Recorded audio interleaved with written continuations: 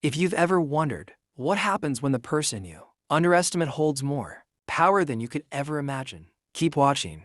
This story will stay with you long after the screen goes dark. Don't forget to subscribe. Your support is what will help us reach our first 1,000 subscribers. The rain hammered the windshield as Marcus pulled his taxi to the curb. Three sharply dressed passengers, two men and a woman, stood beneath an awning, staring at him with thinly veiled annoyance. One of the men leaned toward the others and muttered loudly enough for Marcus to hear, "Great, just our luck."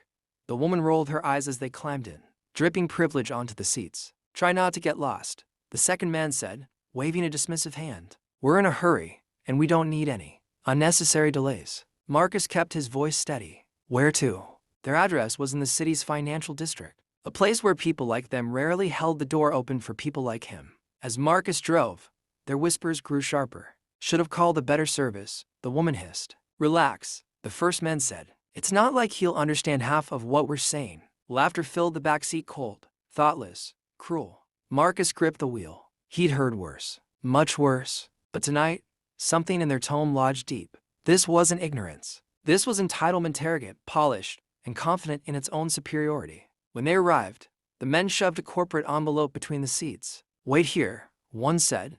"We might need you to circle around. Don't wander off." They marched into the towering building, expecting compliance. Minutes later, the lobby's glass doors burst open. A frantic security guard ran toward the taxi. "Are you Marcus Taylor?" "Yes, sir.